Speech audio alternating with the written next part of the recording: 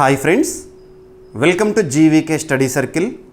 ఈ వీడియోలో జూన్ 26, 2026కి సంబంధించి వార్తలు నిలిచిన జాతీయ, అంతర్జాతీయ, రాష్ట్రీయ అంశాల గురించి, వార్తలు నిలిచిన వ్యక్తులు, అవార్డులు, పుస్తకాలు, మరి క్రీడా సంబంధిత సమాచారం ఒక్కొక్క అంశాన్ని వివరంగా తెలుసుకుందాం. అంతకంటే ముందుగా నిన్నటి డైలీ కరెంట్ అఫైర్స్ వీడియోలో అడిగిన ప్రశ్నకి వివరణతో కూడిన సమాధానాన్ని చూద్దాము. సో క్వశ్చన్ వచ్చేసి ఇటీవల వార్తలు నిలిచిన ఒక నియామకం పైన అడగడం జరిగింది. ఆల్రెడీ మన డైలీ కరెంట్ అఫైర్స్ వీడియోలో డిస్కస్ చేసిన టాపిక్నే ప్రశ్నగా ఇచ్చాను. ప్రశ్నని మరొకసారి చూడండి. 2026 జూన్ నెలలో నేషనల్ స్టాటిస్టికల్ కమిషన్ చైర్పర్సన్గా నియమితులైన వారెవరు? ఆ వ్యక్తి పేరేంటి? ఈ సంస్థ ఏ మంత్రిత్వ శాఖ పరిధిలో పనిచేస్తుంది? అభ్యర్థులు ఒక విషయాన్ని గుర్తుపెట్టుకోండి. జాతీయ స్థాయిలో ప్రాముఖ్యత ఉన్న సంస్థలు ఏవైతే ఉంటాయో వాటి నియామకం కనుక వార్తల్లోకి వచ్చిందంటే ఆ టాపిక్ చాలా ఇంపార్టెన్స్తో ఉంటుందని గమనించండి. అండ్ అటువంటి సంస్థలకు సంబంధించి మనం నేర్చుకునేటప్పుడు నోడల్ మినిస్ట్రీ ఏంటి, ఏ మంత్రిత్వ శాఖ పరిధిలో ఆ సంస్థ పనిచేస్తుంది, ఆ సంస్థ యొక్క కంపోజిషన్ ఏంటి, ఇప్పుడు ఎందుకు వార్తల్లోకి వచ్చింది, ఇటువంటివన్నీ కూడా మనం బేసిక్ నుండి నేర్చుకోవాల్సి ఉంటుంది. నేషనల్ స్టాటిస్టికల్ కమిషన్, స్టాటిస్టికల్ అంటున్నాను అంటే గణాంకాలకి సంబంధించిన ఒక సంస్థ, జాతీయ స్థాయిలో గణాంకాలకి సంబంధించిన ఒక సంస్థ నేషనల్ స్టాటిస్టికల్ కమిషన్. ఈ నేషనల్ స్టాటిస్టికల్ కమిషన్ ఏ మంత్రిత్వ శాఖ పరిధిలో పనిచేస్తుంది అంటే ministry of statistics and programme implementation. Ministry of statistics and programme implementation, కేంద్ర గణాంక వ్యవహారాల మంత్రిత్వ శాఖ అంటాము. ఈ మంత్రిత్వ శాఖకి ప్రస్తుతం కన్సర్న్ మినిస్టర్గా రావ్ ఇంద్రజిత్ సింగ్ గారు విధులు నిర్వర్తిస్తున్నారు. ఈ మంత్రిత్వ శాఖ పరిధిలో పనిచేస్తున్న నేషనల్ స్టాటిస్టికల్ కమిషన్, ఈ నేషనల్ స్టాటిస్టికల్ కమిషన్ ఏ సంవత్సరంలో స్థాపన జరిగింది అంటే 2005 సంవత్సరంలో. 2005. ప్రధాన కేంద్రం వచ్చేసేసి న్యూఢిల్లీ, మన దేశ రాజధాని న్యూఢిల్లీ కేంద్రంగా పనిచేస్తోంది. మరి నేషనల్ స్టాటిస్టికల్ కమిషన్కి నూతన చైర్పర్సన్గా జూన్ 2026లో ఎవరు నియమితులయ్యారు అంటే సైబల్ చటోపాధ్యాయ గారు. సైబల్ చటోపాధ్యాయ పేరు గుర్తుంచుకోండి, సైబల్ చటోపాధ్యాయ. ఓకేనా? ఇటీవల ఇలాంటి నియామకాల గురించి మనం తరచూ వార్తలు చూస్తున్నాం. ఉదాహరణ చెప్పాలంటే అర్థశాస్త్రంలో మనం చూసే ఒక ముఖ్యమైన సంస్థ నీతి ఆయోగ్. నీతి ఆయోగ్కి సంబంధించి నూతన వైస్ చైర్పర్సన్ వెస్ట్ బెంగాల్ రాష్ట్రానికి చెందిన వ్యక్తి ఎవరు? అశోక్ కుమార్ లాహిరి గారు. ఇలాంటివి చూడాలి. ఓకేనా? సో ఇక్కడ నేషనల్ స్టాటిస్టికల్ కమిషన్కి నూతన చైర్పర్సన్ నియామకం అనేది జరిగింది. ముఖ్యంగా ఈ నియామకానికి ఆమోదం తెలిపిన వారు ఎవరంటే అపాయింట్మెంట్స్ కమిటీ ఆఫ్ క్యాబినెట్, ప్రధానమంత్రి గారి అధ్యక్షతన పనిచేసే అపాయింట్మెంట్స్ కమిటీ ఆఫ్ క్యాబినెట్ వారు ఈ నియామకానికి ఆమోదం తెలపడం జరిగింది. ఇక ఇతనితో పాటు సభ్యుల నియామకం కూడా జరిగింది. వారెవరో చూద్దాము. ఇక్కడ అబ్జర్వ్ చేస్తే ఫస్ట్ మీరు నేర్చుకోవాల్సింది ఏంటంటే basic details. National statistical commission ఏ సంవత్సరంలో స్థాపన? 2005. ప్రధాన కార్యాలయం న్యూఢిల్లీ. ఏ మంత్రిత్వ శాఖ పరిధిలో పనిచేస్తుంది? Ministry of statistics and programme implementation.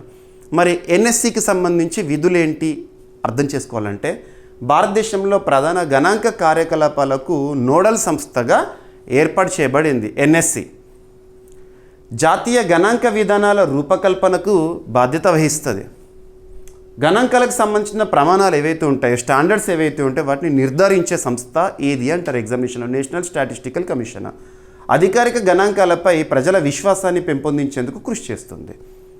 వివిధ గణాంక సంస్థల మధ్య సమన్వయాన్ని నిర్ధారించే సంస్థ నేషనల్ స్టాటిస్టికల్ కమిషన్. ఈ సంస్థకి రీసెంట్గా నూతన చైర్పర్సన్గా జూన్ 2026లో ఎవరు నియమితులయ్యారో? సైబల్ చటోపాధ్యాయ గారు. ఓకేనా? సో దేశంలోని ప్రధాన గణాంక కార్యకలాపాలకు అత్యున్నత సంస్థగా వ్యవహరించే నేషనల్ స్టాటిస్టికల్ కమిషన్కి కొత్త చైర్పర్సన్. తన నియామకానికి సంబంధించి ఏసీసీ ఆమోదం తెలిపింది. మరి సైబల్ చటోపాధ్యాయ గారు చైర్పర్సన్ అంటున్నాను కదా. ఇక సభ్యులుగా నియమితులైన వ్యక్తుల పేర్లు కూడా ఇక్కడ చెప్తాను చూడండి. శుభబ్రత దాస్, సత్యేంద్ర బహదూర్ సింగ్, మాధవన్ ముకుంద్ గారు ఈ నేషనల్ స్టాటిస్టికల్ కమిషన్లో సభ్యులుగా నియమితులయ్యారు. గుర్తుంచుకోండి, వీళ్ళేమో సభ్యులు, సైబల్ చటోపాధ్యాయ గారేమో చైర్పర్సన్. మరి ఎన్ఎస్సి కంపోజిషన్ ఎట్లుంటుంది, నేషనల్ స్టాటిస్టికల్ కమిషన్ కంపోజిషన్ ఒకసారి అడిగారు ఎగ్జామినేషన్లో. నేషనల్ స్టాటిస్టికల్ కమిషన్లో నీతి ఆయోగ్ నుంచి ఎక్స్ అఫిషియో పర్సన్ ఎవరైనా ఉంటారు ఆ సభ్యత్వంతో అని అడిగారు, అలా అడిగారు. సో ఇక్కడ అబ్జర్వ్ చేస్తే నేషనల్ స్టాటిస్టికల్ కమిషన్లో ఒక పార్ట్ టైం చైర్పర్సన్ ఉంటారు, 4 పార్ట్ టైం సభ్యులు మరియు నీతి ఆయోగ్ సిఇఓ ఎక్స్ అఫిషియో సభ్యుడిగా ఉంటారు. నీతి ఆయోగ్ సిఇఓ ప్రస్తుతం ఎవరున్నారు, నిధి చిబ్బర్ గారు ఉన్నారు. ఓకేనా, గుర్తుపెట్టుకోండి. ఎక్స్ అఫిషియో అంటే అధికార రీత్యా, పదవి రీత్యా. సో ఈ పాయింట్ ఇంపార్టెంట్. అంటే నీతి ఆయోగ్ నుంచి సభ్యత్వం ఉంటుంది ఎక్కడ, నేషనల్ స్టాటిస్టికల్ కమిషన్లో. అది కూడా ఎలా ఉంటుంది, ఎక్స్ అఫిషియోగా. కేంద్ర గణాంకాలు మరియు కార్యక్రమాల అమలు మంత్రిత్వ శాఖ కార్యదర్శి కమిషన్ కార్యదర్శిగా వ్యవహరిస్తూ ఉంటారు. ఎనఫ్. సో ఇది ఎగ్జామినేషన్ పాయింట్ ఆఫ్ వ్యూలో చాలా ఇంపార్టెన్స్ ఉన్న టాపిక్. నియామకాలు అనే టాపిక్లో భాగంగా మీరు అర్థం చేసుకోవాల్సి ఉంటుంది. ఓకేనా. ఇక ఈరోజు ఫస్ట్ టాపిక్ రక్షణ రంగానికి సంబంధించి. మనం రక్షణ రంగానికి సంబంధించి చాలా టాపిక్స్ని డిస్కస్ చేస్తున్నాం. కారణం ఏంటంటే ప్రతిరోజు 2-3 టాపిక్స్ ఎక్స్క్లూజివ్గా డిఫెన్స్ రిలేటెడ్గానే మనకు వార్తల్లో కనిపిస్తాయి. కాబట్టి రానున్న ఏ పోటీ పరీక్ష అయినా, ఏ స్థాయి పోటీ పరీక్ష అయినా డిఫెన్స్ రిలేటెడ్గా మనం ఎక్కువ మొత్తంలో ప్రశ్నలను ఎక్స్పెక్ట్ చేసి తీరాల్సిందే.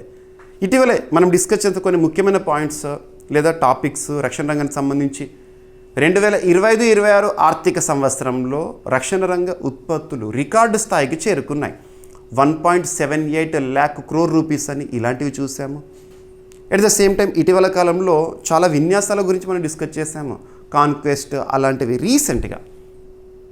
మరియు రక్షణ రంగానికి సంబంధించి నియామకాలు, ఇండియన్ నేవీకి సంబంధించి మనకు త్రివిధ దళాలు ఉంటాయి కదా.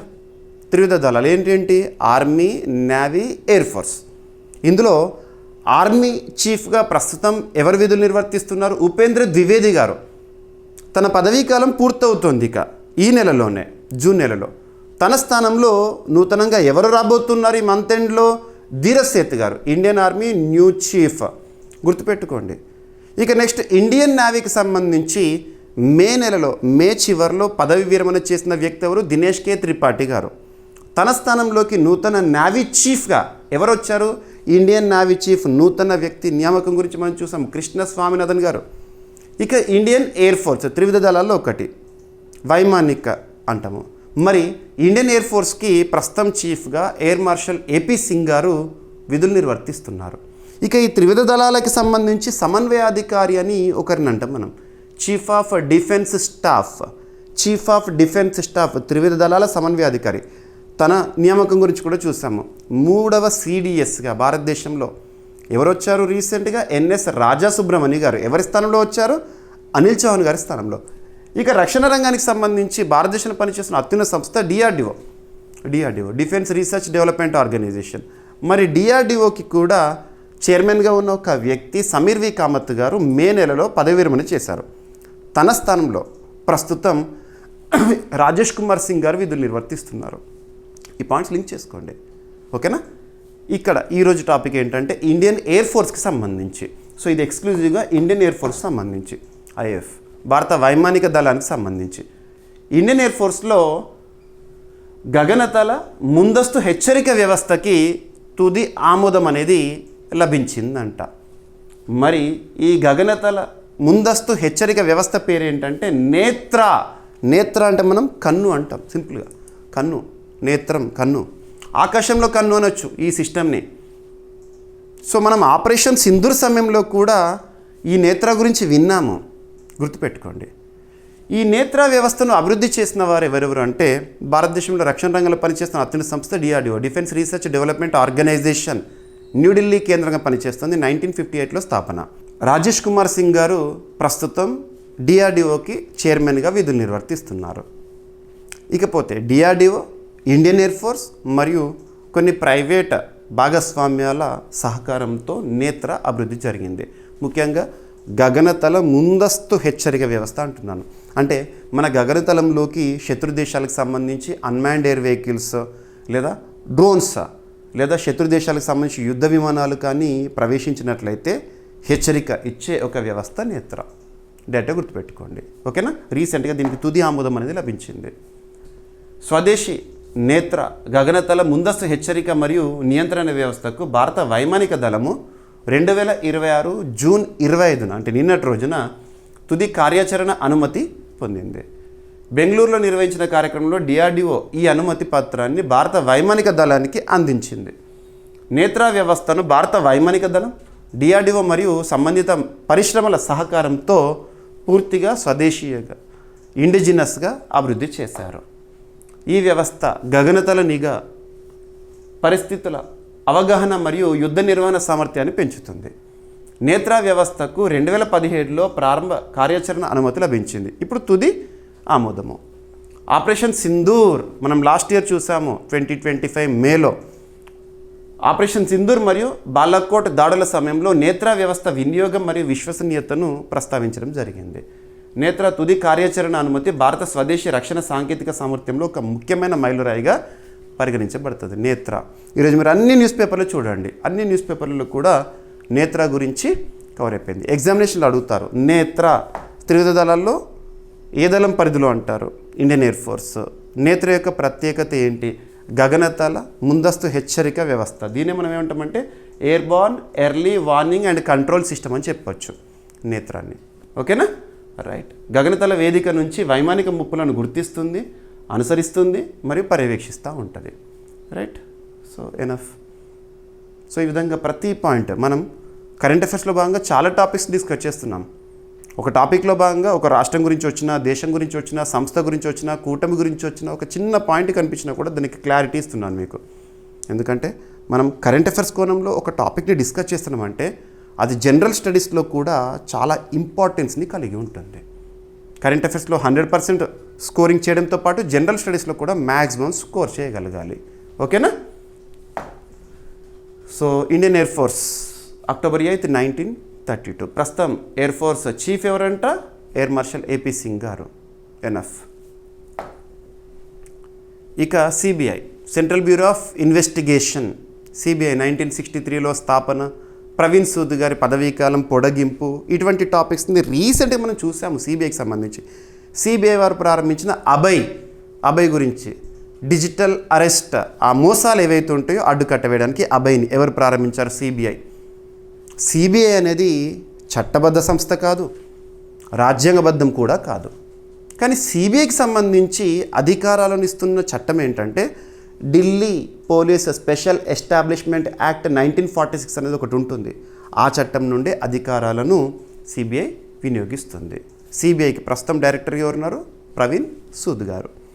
మరి ఇక్కడ అబ్జర్వ్ చేస్తే సో దేశవ్యాప్తంగా కూడా దాదాపు దేశంలోని 16 రాష్ట్రాల్లో సిబిఐ వారు ఒక ఆపరేషన్ని రీసెంట్గా అమలు చేశారు. అదేంటంటే ఆపరేషన్ చక్ర 6. ఆపరేషన్ చక్ర ఎవరు ప్రారంభించారు? సిబిఐ. ఎందుకోసం ప్రారంభించారు అంటే డిజిటల్ అరెస్ట్ మోసాలపై ఉక్కుపాదమే ఈ ఆపరేషన్ చక్ర సిబిఐ వారిదే. ఫస్ట్ ఆఫ్ ఆల్ కాన్సెప్ట్ నేర్చుకోవాలి. డిజిటల్ అరెస్ట్ అంటే ఏంటి? డిజిటల్ అరెస్ట్ అంటే ఆన్లైన్లో అరెస్ట్ చేసుడు కాదు. క్లారిటీగా నేర్చుకోండి. డిజిటల్ అరెస్ట్ అంటే ఏంటంటే ఉదాహరణ చెప్పాలంటే ఒక పర్సన్ ఏ అని ఒక వ్యక్తి ఉన్నాడు. ఆ వ్యక్తికి ఒక అన్నోన్ నెంబర్ నుండి ఒక కాల్ వచ్చింది. గుర్తు తెలియని ఒక వ్యక్తి కాల్ చేశాడు. ఆ గుర్తు తెలియని వ్యక్తి ఎవరైతే ఉంటారో తను ఏ ఐడెంటిటీని ఉపయోగిస్తున్నాడంటే నేను పోలీస్ అధికారి అనో, ఎస్ఐ అనో, సిఐ అనో, లేకపోతే సిబిఐ ఆఫీసర్ అనో చెప్పేసేసి ఆ అన్నోన్ పర్సన్ భయపెట్టిస్తున్నాడు. నేను సిబిఐ ఆఫీసర్ని ఫోన్ చేస్తున్నాను మీకు, సో పలానా విషయంలో అని చెప్పేసి మనల్ని భయభ్రాంతులకు గురి చేస్తాడు. చేసి మన నుంచి డబ్బులను కాజేస్తాడు. ఇటువంటి మోసం అన్నట్టు డిజిటల్ అరెస్ట్. అంతే తప్పితే డిజిటల్ అరెస్ట్ అంటే ఆన్లైన్లో అరెస్ట్ చేస్తాడు ఇటువంటి ఉండవు, గుర్తుపెట్టుకోండి. మరి అటువంటి డిజిటల్ అరెస్ట్ మోసాలపై ఇప్పటికే సిబిఐ ఒక ఉక్కుపదం ఏంటి? అభయ్. ఇప్పుడేంటి? ఆపరేషన్ చక్ర 6. ఎనఫ్. సింగిల్ లైన్లో గుర్తుపెట్టుకోండి.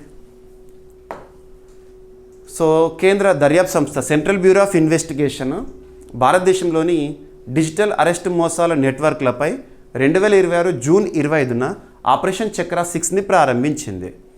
ఈ ఆపరేషన్ 16 రాష్ట్రాల్లో 80కి పైగా ప్రదేశాల్లో నిర్వహించబడింది. ఇందులో 60 ప్రత్యేక బృందాలు పాల్గొన్నాయి. ఈ మోసాల నెట్వర్క్కి 200కి పైగా డిజిటల్ అరెస్ట్ మోసం కేసుతో సంబంధం ఉన్నట్లు ఆరోపణలు ఉన్నాయి. సరిపోతుంది. ఓకేనా. మోసగాలు నకిలీ పత్రాలు, నకిలీ నోటీసులు మరియు భారత సుప్రీంకోర్టు అధికారిక వెబ్సైట్ను పోలిన నకిలీ వెబ్సైట్ను ఉపయోగించి బాధితులను మోసం చేశారంట. ఈ ఎంక్వైరీస్లో తెలిసింది, ఈ సర్చ్లో తెలిసింది. ఓకేనా, right. So CBI, central bureau of investigation ఎప్పుడు స్థాపన? 1963. ప్రధాన కార్యాలయం వచ్చేసేసి న్యూఢిల్లీ. డైరెక్టర్గా ప్రస్తుతం ఎవరున్నారు? ప్రవీణ్ సూద్ గారు. రీసెంట్గా మరొకసారి తన పదవీకాలం పొడిగింపు అని చెప్పి చూసాం మనం మే మంత్లో. ఇక సిబిఐ ఏ శాఖ పరిధిలో పనిచేస్తుందంటే సిబ్బంది మరియు శిక్షణ శాఖ. ఓకేనా. ఇక భారతదేశంలో సంబంధిత చట్టాలు ఏంటంటే సమాచార సాంకేతిక చట్టం, ఐటీ యాక్ట్ 2000. ఈ ఐటీ యాక్ట్ 2000లోని సెక్షన్ 69A ఆధారంగానే రీసెంట్గా భారతదేశంలో టెంపరీ బ్యాన్ ఆన్ టెలిగ్రామ్ అని చెప్పేసి మనం చూసాం కదా. టెలిగ్రామ్ పైన తాత్కాలిక నిషేధం అని చెప్పేసి ఏ చట్టంలోని ఏ సెక్షన్ ఆధారంగా అంటారు, గుర్తుపెట్టుకోండి. ఇక భారతీయ న్యాయ సంహిత 2023. ఎనఫ్. సో నెక్స్ట్ టాపిక్ వచ్చేసి జాగ్రఫీలో భాగంగా నేర్చుకోవాల్సిన అంశము. జాగ్రఫీ సబ్జెక్ట్లో భాగంగా మనం చాలా టర్మినాలజీ పైన ఫోకస్ చేయాల్సి ఉంటుంది. రీసెంట్గా చాలా వర్డ్స్ని మనం చూసాము. టర్మినాలజీ, స్ట్రేట్ అని, పాస్ అని, ఎల్నినో అని, నార్మల్ ల్యాప్స్ రేట్ అని, ఇవన్నీ ఇంపార్టెంట్. వార్తల్లో కనిపిస్తున్న ఈ పదాలు. రీసెంట్గా మనము స్ట్రేట్, జలసంధుల గురించి చూసాము. జలసంధి ఏంటేంటి? 2 వాటర్ బాడీస్ని కలిపే ఒక సన్నని ప్రాంతం జలసంధి. ఇటీవల కాలంలో చాలాసార్లు మనం డిస్కస్ చేసిన హార్ముజ్ జలసంధి ద బెస్ట్ ఎగ్జాంపుల్. ఇక El Nino, rise in Pacific oceanic temperature, వర్షపాతం పైన ప్రభావం చూపిస్తుంది. ఇటువంటివి. నార్మల్ ల్యాప్స్ రేట్ అంటే ఏంటి? ఎత్తైన ప్రాంతానికి వెళ్ళే కొద్దీ టెంపరేచర్ అనేది పడిపోతూ ఉంటుంది, చల్లగా కనబడుతూ ఉంటుంది. ఇటువంటివి. మరి ఇక్కడ పాస్, లిపు లేక్ పాస్ అనేది న్యూస్లో ఉంది.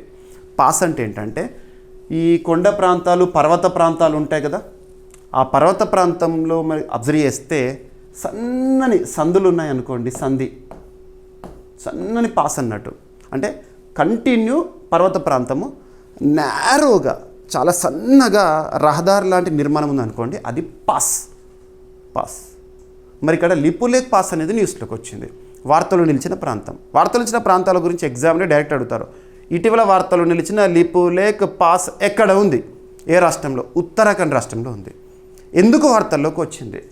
ఈ పాస్ ద్వారా, ఈ సన్నని మార్గం ద్వారా భారత్ చైనా సంబంధాలు మరొకసారి తెరపైకి వచ్చినాయి. భారత్ చైనా వాణిజ్య సంబంధాల ద్వారా ఈ పాస్ న్యూస్లోకి వచ్చింది. మళ్ళీ పునరుద్ధరణ, లిపు లేక్ పాస్ ద్వారా భారత్ చైనా వాణిజ్య సంబంధాల పునరుద్ధరణ. ఎనఫ్. ఓకేనా. మనం తరచూ కొన్ని పదాలు వింటూ ఉంటాము, కాలాపాని, లిపు లేక్, లింపియాదురా అని చెప్పేసేసి. ఇవన్నీ కూడా ఉత్తరాఖండ్ రాష్ట్రంలో ఉంటాయి. ఇక కొన్ని పాసెస్ ఫేమస్. ఇక్కడ మనం ఇండియా చైనా గురించి చూస్తున్నాం కాబట్టి ఇండియా చైనా మధ్య కొన్ని పాసెస్, ఇంపార్టెంట్ పాసెస్ ఏంటంటే షిప్కిలా పాస్, అది హిమాచల్ ప్రదేశ్లో ఉంటుంది. నెక్స్ట్ నాతులా పాస్ సిక్కింలో ఉంటుంది. ఇలాగా. ఓకేనా. సో ఇప్పుడు చూడండి, లిపు లేక్ పాస్ అంటే ఈ పాస్ ద్వారా భారత్ చైనా మధ్య వాణిజ్య సంబంధాల పునరుద్ధరణ అనేది తెరపైకి వచ్చింది. మళ్ళీ భారత్ ఉత్తరాఖండ్లోని లిపు లేక్ పాస్ ద్వారా చైనాతో సరిహద్దు వాణిజ్యాన్ని 6 సంవత్సరాల విరామం తర్వాత మళ్ళీ ప్రారంభించింది. మొదటి బృందంలో 26 మంది భారతీయ వ్యాపారులు మరియు సహాయకులు ఉన్నారు. వాణిజ్యాన్ని సులభతరం చేయడానికి గుంజీ వద్ద కస్టమ్స్ కార్యాలయాన్ని ప్రారంభించారు ఉత్తరాఖండ్ రాష్ట్రంలో. ఈ వాణిజ్య మార్గం 2020లో కోవిడ్ మహమ్మారి మరియు సంబంధిత అంతరాయాల కారణంగా నిలిచిపోయింది. 2020 ఆ సంవత్సరం వినగానే, కోవిడ్ సమయం అనగానే మనకు భారత్ చైనా సంబంధాలు కూడా గుర్తొస్తాయి. ఎందుకంటే ఇండియా చైనా బార్డర్లో లేదా ఇండో సైనా బార్డర్లో కల్నల్ సంతోష్ బాబు గారి మరణాన్ని మనం చూసాము. 2 దేశాల మధ్య వివాదము. మొట్టమొదటి కల్నల్ స్థాయి అధికారి ఈ సరిహద్దులో మరణించడము, గాల్వన్ వ్యాలీ అని చెప్పేసి మనం చూసాం కదా. ఆ తర్వాత చైనాకు చెందిన యాప్స్ పైన భారత ప్రభుత్వం నిషేధాన్ని విధించడము, కొన్ని వందలాది యాప్స్ పైన నిషేధము, ఇవన్నీ మనం చూసాము. ఆ సమయం నుండి ఇప్పుడు చూస్తే దాదాపు 6 ఏళ్ల తర్వాత వాణిజ్య పునరుద్ధరణ అనేది జరిగిందంట ఈ పాస్ ద్వారా, లిపు లేక్ పాస్ ద్వారా.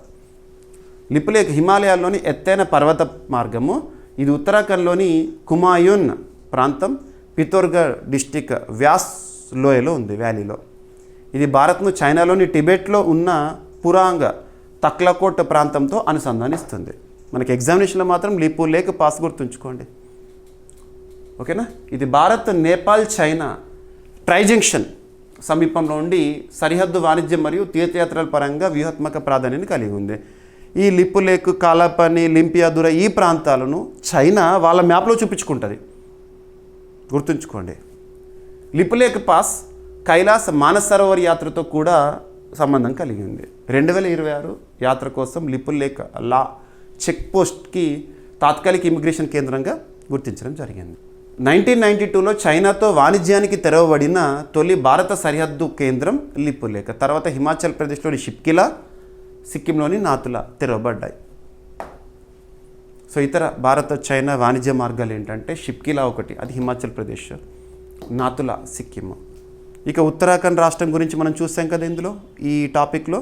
ఉత్తరాఖండ్ రాజధాని డెహ్రాడూన్, వేసవి రాజధాని గైర్సైన్ అని చెప్పేసేసి. నెక్స్ట్ ముఖ్యమంత్రిగా అక్కడ బీజేపీ నాయకుడు పుష్కర్ సింగ్ ధామి గారు ఉన్నారు. గవర్నర్గా లెఫ్టినెంట్ జనరల్ గుర్మిత్ సింగ్ గారు విధులు నిర్వర్తిస్తున్నారు. ఉత్తరాఖండ్ రాష్ట్రం భారతదేశంలో ఆర్టికల్ 44ని అమలు చేసిన మొట్టమొదటి రాష్ట్రం ఉత్తరాఖండ్. ఇక next APEDA, agriculture and processed foods exports development authority. ఈ సంస్థ గురించి మనం రీసెంట్గా చాలాసార్లు మనం డిస్కస్ చేసాము. ఎందుకంటే భారతదేశం నుంచి కొన్ని ప్రాముఖ్యత ఉన్న ప్రోడక్ట్స్ ఏవైతే ఉంటాయి, అగ్రికల్చరల్ ప్రోడక్ట్స్ కానివ్వండి, ప్రాసెస్డ్ ఫుడ్స్ కానివ్వండి, వాటిని వివిధ దేశాలకు ఎగుమతి చేయడం అనే టాపిక్ని చూసేటప్పుడు మనం అపెడా గురించి చూస్తాము. అపెడాకి సంబంధించి నోడల్ మినిస్ట్రీ ఏది అంటారు అంటే ఏ మంత్రిత్వ శాఖ పరిధిలో అపెడా పనిచేస్తుంది అంటే ministry of commerce and industries. ప్రస్తుతం కన్సర్న్ మినిస్టర్గా వాణిజ్య వ్యవహారాల మంత్రిత్వ శాఖకి మంత్రిగా ఉన్నారు పీయూష్ గోయల్ గారు. ఓకేనా. So APEDA under ministry of commerce. ఈ అపెడా వారు ప్రారంభించిన భారతి అనే ఒక కార్యక్రమం న్యూస్లో ఉంది. అపెడా అంటేనే ఎక్స్పోర్ట్కి ప్రోత్సహిస్తుంది, ఎక్స్పోర్ట్ని ప్రోత్సహిస్తుంది. ఈ భారతీయ కార్యక్రమం కూడా ఎక్స్పోర్ట్కి సంబంధించింది, సింపుల్గా గుర్తుంచుకోండి. ఓకేనా.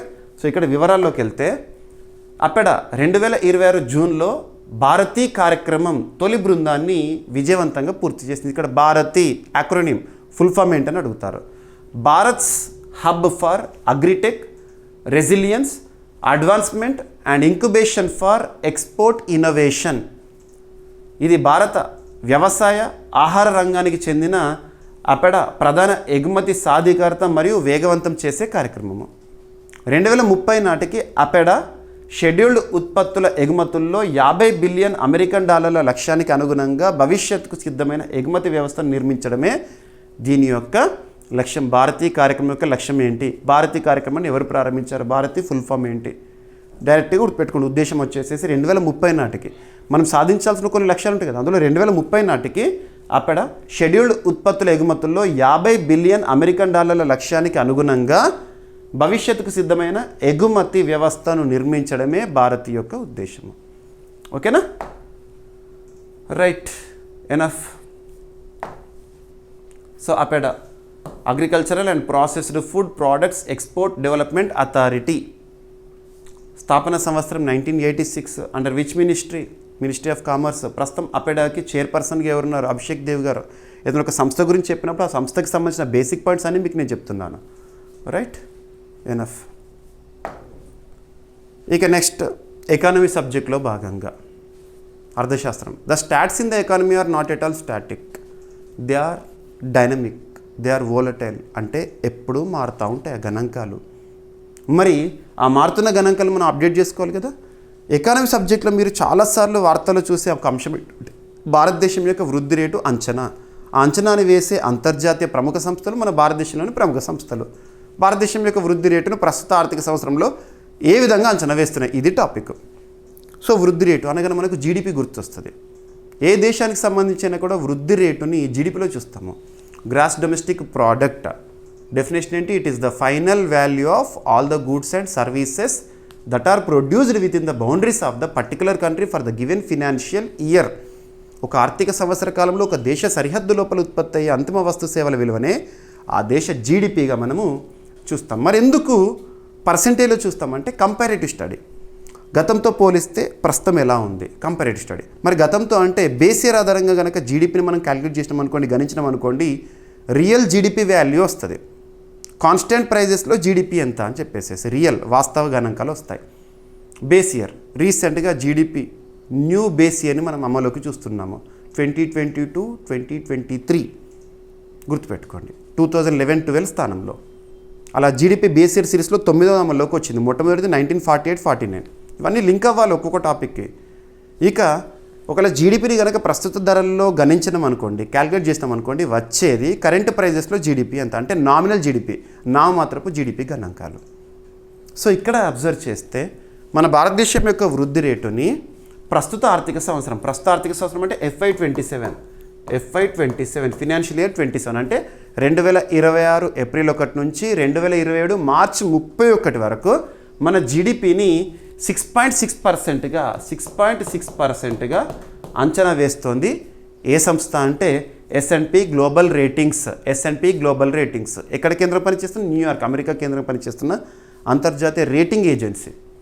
రీసెంట్గా ఒక రిపోర్ట్ రిలీజ్ చేశారు, economic outlook Asia Pacific Q3 2026. ఈ రిపోర్ట్లో మన జీడిపి వృద్ధి రేటు అంచనాని చెప్తున్నారు. గతంతో పోలిస్తే తగ్గుతోందని చెప్తున్నారు. ఎందుకంటే ప్రపంచంలో అనిశ్చిత పరిస్థితులు, వెస్ట్ ఏషియా ఎటువంటి పరిస్థితులు ఉందో మనం చూస్తున్నాము. హార్ముజ్ జలసంధి వివాదం ఇటువంటివి. ఓకేనా? ప్రపంచంలో ఎలాంటి అనిశ్చిత పరిస్థితులు ఉన్నా వాటి యొక్క ప్రభావం భారతదేశం పైన మాత్రం స్వల్పంగానే ఉందని వీరు చెప్తున్నారు. S&P గ్లోబల్ రేటింగ్స్ 2026-2027 ఆర్థిక సంవత్సరానికి భారత జీడిపి వృద్ధి అంచనాను 6.6%గా పేర్కొంది. ఇది 2025-26లో నమోదైన 7.7% వృద్ధి కంటే తక్కువ. అధికారిక జీడిపి అంచనాల ప్రకారము భారత వాస్తవ జీడిపి వృద్ధి, వాస్తవ అంటే రియల్ జీడిపి వాల్యూ అంటే బేస్ ఇయర్ ఆధారంగా 2025-26 ఆర్థిక సంవత్సరంలో 7.7%, 2024-25లో 7.1%గా నమోదైంది. ఈ అంచనా తగ్గింపుకి ప్రపంచ ఆర్థిక మందగమనం, అనిశ్చిత పరిస్థితులు, ఇంధన సరఫరా ఒత్తిళ్లు, సాధారణం కంటే బలహీనపడిన ఋతుపవనాల అంచనా ప్రధానమైన కారణాలుగా పేర్కొనబడ్డాయి. S&P గ్లోబల్ రేటింగ్స్ అంతర్జాతీయ స్థాయిలో ప్రముఖ rating agency, right, GDP. So next topic వచ్చేసి ఇది కూడా ఎకానమీ సబ్జెక్ట్లో ఇంపార్టెన్స్ ఉన్న టాపిక్. సేవల రంగ ఉత్పత్తికి కొత్త సూచీని ప్రకటించడం జరిగింది భారత ప్రభుత్వము. దీనికి సంబంధించి బేస్ ఇయర్ని ఎంపిక చేశారు. 2024-25 బేస్ ఇయర్ని డైరెక్ట్ అడుగుతారు ఎగ్జామినేషన్లో సర్వీస్ సెక్టర్కి సంబంధించి.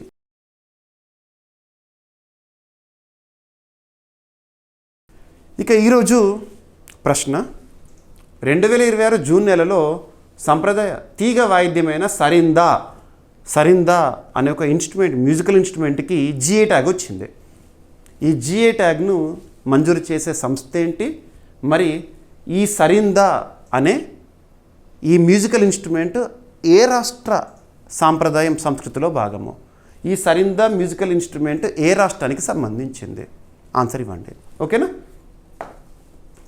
ఇక ఈరోజు టాపిక్స్ని మనం క్విక్ రివిజన్ చేస్తే, నిన్నటి డైలీ కరెంట్ అఫైర్స్ వీడియోలో అడిగిన ప్రశ్నకి కంప్లీట్ ఎక్స్ప్లెనేషన్ ఇచ్చాను. నేత్ర గగనతల ముందస్తు హెచ్చరిక వ్యవస్థకి తుది అనుమతి లభించింది. ఇండియన్ ఎయిర్ ఫోర్స్లో కీలకం కానుంది నేత్ర. ఎవరు అభివృద్ధి చేస్తున్నారు? ప్రత్యేకత ఏంటి? డిజిటల్ అరెస్ట్ మోసాలపై CBI ఆపరేషన్ చక్రా 6ని ప్రారంభించింది. లిపులేక్ పాస్ ఎక్కడ ఉంది? ఉత్తరాఖండ్ రాష్ట్రంలో. ఎందుకు వార్తల్లోకి వచ్చింది? భారత్ చైనా మధ్య వాణిజ్య పునరుద్ధరణ అని చెప్పేసి మనం చూసాము. భారతీయ కార్యక్రమం ఎవరు ప్రారంభించారు? అపెడవారు. ఎందుకోసము? ఎగుమతుల ప్రోత్సాహం కోసము. భారత వృద్ధి అంచనాను తగ్గించింది S&P గ్లోబల్ రేటింగ్స్. ప్రస్తుత ఆర్థిక సంవత్సరంలో 6.6%గా అంచనా వేస్తోంది. ఇక సేవల రంగ ఉత్పత్తికి కొత్త సూచి, ఈ సూచికి సంబంధించి బేస్ ఇయర్గా 2024-2025 ప్రకటించింది భారత ప్రభుత్వము. సో సేవల రంగానికి సంబంధించి ఇంపార్టెన్స్ ఏంటి? పాస్పోర్ట్ పౌరసత్వ గుర్తింపు కాదు, అది కేవలం ప్రయాణ పత్రం మాత్రమే అని కేంద్ర ప్రభుత్వము స్పష్టం చేసింది. ఇంటర్నేషనల్ బిగ్ క్యాట్స్ అలయన్స్లో 27వ సభ్యదేశంగా చేరింది బంగ్లాదేశ్. ప్రపంచంలోనే వేగవంతమైన సూపర్ కంప్యూటర్గా చైనా లైన్షైన్ న్యూస్లో ఉంది. నలంద సమీపంలో గుప్తుల కాలం నాటి స్నానఘట్టం ఇటీవల కాలంలో బయటపడింది. తుంగభద్ర ఆనకట్ట 33 కొత్త స్పిల్వే గేట్ల ప్రారంభము. ఈ ప్రారంభోత్సవ కార్యక్రమం జూన్ 25, 2026 రోజున జరిగింది. ఎక్కడ? కర్ణాటక రాష్ట్రంలోని హోస్పేట్ వద్ద. లబ్ధి రాష్ట్రాలు ఏంటి? తెలంగాణ, ఆంధ్రప్రదేశ్, కర్ణాటక. భారత్ ఔద్యోగిక వికాస్ యోజన ఈ పథకం అమలు మరియు పర్యవేక్షణ కోసము ఆంధ్రప్రదేశ్ రాష్ట్ర ప్రభుత్వం రాష్ట్ర స్థాయి కమిటీని వేయడం జరిగింది. ఎవరి ఆధ్వర్యంలో? మరియు ఈ పథకం యొక్క ప్రత్యేకత ఏంటి? సో వార్తలు నిలిచిన ఒక పుస్తకము foot prints in the forest అనే ఒక పుస్తకము. ఈ పుస్తకం యొక్క రచయిత వచ్చేసేసి మాజీ ఫారెస్ట్ అధికారి పరేష్ కుమార్ శర్మ గారు. ఇది ఒక మెమాయిర్. ఇక ఈరోజు ప్రశ్న, 2026 జూన్ నెలలో సాంప్రదాయ తీగ వాయిద్యమైన సరిందాకు భౌగోళిక సూచి జిఐ ట్యాగ్ అనేది లభించింది. ఇది ఏ రాష్ట్రానికి సంబంధించింది మరియు జిఐ ట్యాగ్ని మంజూరు చేసే సంస్థ పేరేంటి? సో ఇవి ఫ్రెండ్స్ ఈరోజు వార్తలు నిలిచిన అంశాలు. ఏమైనా మిస్లీనియస్ ఉన్నాయనుకోండి, నో నీడ్ టు వర్రీ, రేపటి క్లాస్లో జోడించి డిస్కస్ చేద్దాము. అండ్ ప్రతిరోజు కూడా మీకు నేను వీడియోని అప్లోడ్ చేస్తున్నాను. ఎక్స్ప్లెనేషన్ అంతా విన్న తర్వాత మన CA 360 కోర్స్లో నేను అప్లోడ్ చేసే PDF ఏదైతే ఉంటుందో ఆ PDF తెలుగు మీడియం అభ్యర్థుల కోసం తెలుగులో ఇస్తున్నాను, ఇంగ్లీష్ మీడియం అభ్యర్థుల కోసం ఇంగ్లీష్లో ఇస్తున్నాను. మీకు క్లాస్లో ఏదైతే స్క్రిప్ట్ చూపిస్తున్నానో అంతా కూడా PDF రూపంలో ఉంటుంది. You can download it. ప్రతిరోజు చదవండి. ఓకేనా? మళ్ళీ రేపు కలుద్దాం. Thank you.